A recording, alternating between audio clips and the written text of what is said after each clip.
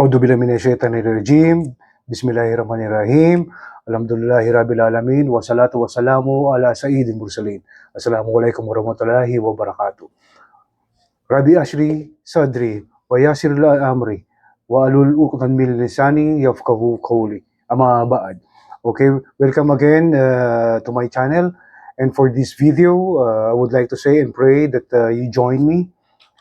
You join me to my first series entitled Islam by Country, inshallah. This is the first Islamic series that I made, and inshallah, all of us will learn from it. I would like also to mention that I have chose this topic after researching from various online platforms and found no available series to watch about this topic. Speaking of countries, there are 195 countries, so inshallah we'll have 195, but depending on how vast the Islamic information we can get from each country. I assume that this every video will run from 20 to 25 minutes each episode. But let's see how it goes sa mga succeeding episodes na magagawa natin inshallah. Before I proceed, I want to put a disclaimer that I'm not an Islamic scholar, and what I am is just a simple Muslim student, still learning from how beautiful Islam is, and reads a lot of information about Islam and Muslim diaspora. This series is not an advanced class, rather this is just a regular class or tutorial class for all of us, including myself. Okay, just put a note why it is important to study Islam by country. I saw three, or I think that there are three in my mind. Number one, in order to have an idea on Islamic traditions by country. Number two, how people help propagate Islam in terms of dawah invitation to Islam. And number three, how could the entire Muslim Ummah extend their help in terms of uniting each family, share what is common, and respect what is the difference, if there's any. Alright? We just, gusto ko lang na i-quote ang authentic hadith ni Prophet Muhammad, peace be upon him. It was reported by Miqdam ibn al-Aswad, one of his sahabas. The messenger of Allah, peace be upon him, said, "No brick nor fur will remain upon the face of the earth, but Allah subhanahu wa ta'ala will cause the message of Islam to enter it, by which the honorable will be honored and the disgraceful will be disgraced." So, bigyan ko lang ng konting explanation or deeper explanation of this hadith. The Prophet said, peace be upon him, no brick. So sa tingin ko, no brick or nor fur. So ibig sabihin, parang tingin ko, walang mayaman or walang mahirap na hindi papasukin at hindi malalaman ang Islam, ang message ng Islam. Or no brick or no fur, kasi tingin ko yung fur na to, yung sinasabi, from the north, kasi sa tingin ko yung from the north, di ba alam natin na mga fur ang ginagamit nilang sa bahay, pagbuo ng bahay. And brick, sa tingin ko, yung sa mga medyo below middle or below south. So this is only my interpretation, but sa tingin ko, no brick nor fur. Sa tingin ko, walang mahirap o walang mayaman.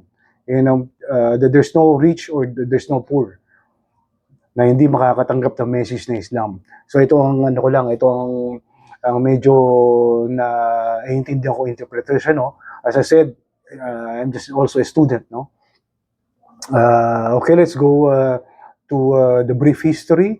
Okay, the history of Islam. I think this is all Muslim. We Muslims can tell that it began from our father Adam, and all prophets thereafter adhered to this religion. Okay, the history of Islamic faith as a religion and social institution began with its Inception around the year 610 CE, when the Islamic prophet, Prophet Muhammad peace be upon him, a native of Makkah, is believed by Muslims to have received the first revelation of the Quran and began to preach his message. In the year 622 CE, facing opposition in Makkah, he and his followers migrated to Yathrib. Ito po yung original name ng Medina. Okay? So, si Prophet Muhammad, peace be upon him, pinanganak siya 570, no? So, 40 years after, naka-receive siya ng unang-unang revelation. Okay? Alright. Pumunta na sila sa Medina, where he was invited to establish a new constitution for the city under his leadership. This migration, called Hijrah, marks the first year of the Islamic calendar. By the time of his death, Prophet Muhammad, peace be upon him, had become a political and spiritual leader of Medina, Makkah, the surrounding region, and numerous other tribes in the Arabian Peninsula. Alright? Okay, followers of Islam constitute the world's second largest and fastest growing major religious grouping, maintaining, suggested in the 2017 projection in 2022. As of 2020, the Pew Research Center projections suggest that there are total of 1.9 billion followers worldwide. So, iano ko lang po yung kung ano po ba yung Pew Research Center. Yung Pew Research Center is a non-partisan American think tank based in Washington, D.C. It provides information on social issues, public opinion, and demographic trends shaping the United States and the world. It also conducts public opinion polling, demographic research, random sample survey research, and panel-based surveys, media content analysis, and other empirical social science research. So yan po yung Pew Research Center.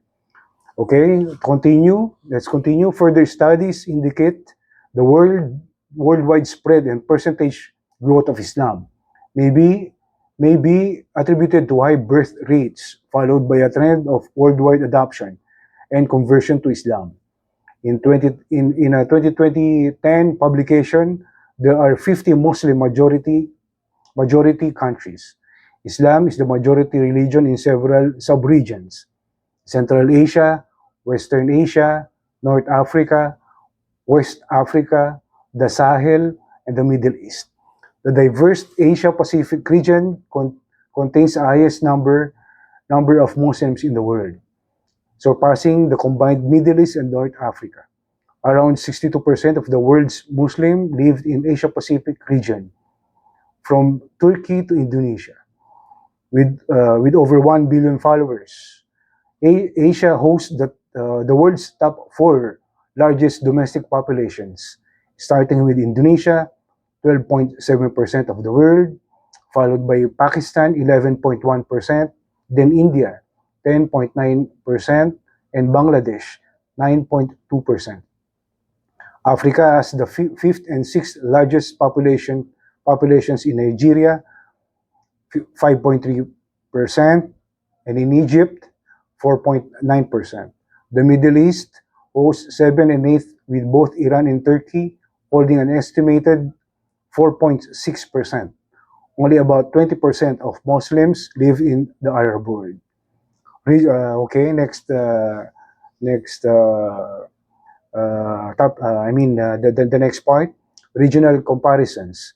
South Asia has the largest population of Muslim world, with about 1/3 of all Muslims being from South Asia. Islam is the dominant religion in Maldives, Afghanistan, Pakistan, and Bangladesh. India is the country within the largest Muslim population outside Muslim majority countries, with more than 200 million followers.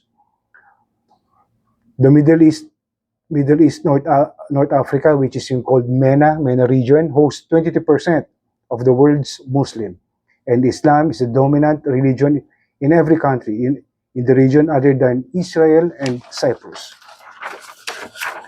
The country with the single largest population of Muslim is Indonesia in Southeast Asia, which on its own hosts 30% of the world's Muslims.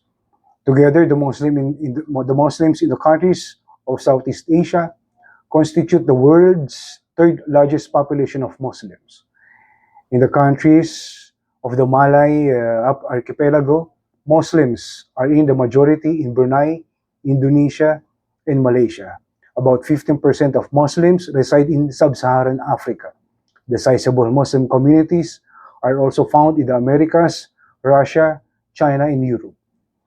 Western Europe hosts many Muslim immigrants communities where Islam is the second largest religion after Christianity, where it represents 6% of the total population or 20 million people. Okay, the projected demographic changes. The Pew Research Center has established a continued trend since its 2017 report into 2022. Islam continues to close the gap between itself and Christianity, while constituting the world's second largest religious group. It is also continues to be the fastest growing major religious group.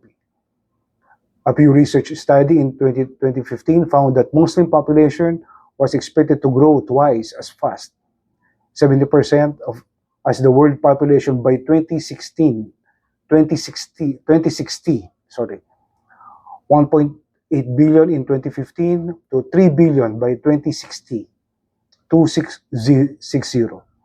This expected growth is much larger than any other religious group.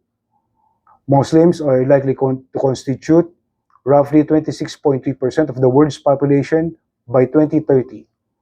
This expected growth is attributed to Muslim families generally having more children, as well as the fact that the Muslim population has the youngest median age of any religion. Bago ko i-continue po ito, ito po ay nababasa ko lang po sa mga online Wikipedias, no? Sa sa Wikipedia na rin po, nakita ko na rin po yan sa mga other online information na nakukuha ko rin po. Furthermore, increased healthcare conditions in Muslim majority countries are currently increasing life expectancy and decreasing child mortality, which, if trends continue this way, will also continue to growth of the Muslim population more than any other religious group. These trends are not far for every region, however. In fact, Muslim population growth is expected to slow down in Asia, including Middle East Asia and Africa, due to lower birth rates. The largest Muslim population growths are expected to be in the Middle East and Africa. Furthermore, Pakistan is projected to be the country with the largest Muslim population by 2030. Muslims are expected to grow to 8%, around 52.8 million of the total population of Europe, and this growth is expected to be the largest in the Western European countries. Russia will have the largest total population of Muslims in Europe.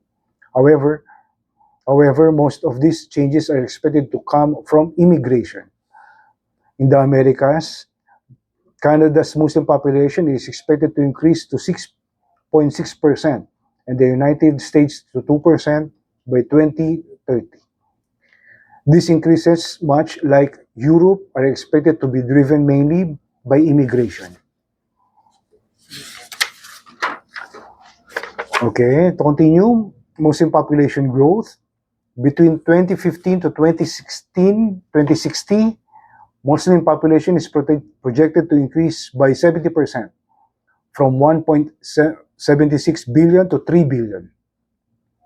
This compares with the 32% growth of world population during the same period, according to a study published in 2011 by Pew Research. While there's a lack of reliability data, religious conversion might have might have no net impact on the Muslim population, as the number of people who converted to Islam is thought to be familiar to those who live Islam. According to another study published in 2015 by the Pew Research Center, Islam is expected to gain a net of 3 million followers through religious conversion between 2010 to 2050, which makes Islam the second largest religion in terms of net gains through religious conversion after religiously unaffiliated. Mostly comes from sub-Saharan Africa. It's around 2.9 million. In 1900s, Muslim also numbered 200 million followers, or 12% of the world population. This percentage drastically increased over the last 100 years due to a higher birth rate in Muslim-majority countries. Pew Research Center have estimated the number will be around 2.2 billion in 2030 and 2.8 billion or 30% of the world population in 2050. So, ayun na po.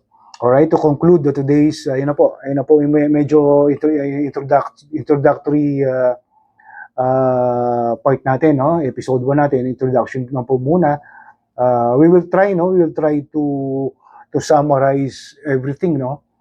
Starting from the first country up to the end country. May mga countries kasi na medyo wala talagang masyadong data, no? Na-check ko na rin randomly yung mga hindi naman din ganun kalalaking mga population ng country. May mga maliliit na mga bansa, na mga napakaliit lang din ng population. Maiksi lang talaga ang mga data na meron sila about Islam. Kung konti lang din ang kanila. Very few lang din ang population ng mga Muslim sa kanila. So, this might take roughly 20 to 25 minutes, no, every episode. So to conclude today's episode, firstly, alhamdulillah, I want to thank Allah subhanahu wa ta'ala for this opportunity that He has given me to somehow help Islam, even in such a small way, from my limited knowledge. And so far, my learnings of Islam are still ongoing. Nag-aaral pa din po kasi ako hanggang sa ngayon. Secondly, ipagduwa po natin ang lahat ng mga Muslim sa buong mundo that Allah subhanahu wa ta'ala solidify our iman and strengthen our taqwa and unite us in one goal. Okay, in the next episode po, itatakil po natin, we will tackle and study the Islam in Afghanistan, inshallah. So, Afghanistan po ang unang-unang second episode natin, ang unang-unang bansa or country na pag-aaralan natin, inshallah. Sa mga darating na video, I will just prepare for it. Okay? Maraming pong salamat. Aqulu qawli hada. Assalamualaikum warahmatullahi wabarakatuh.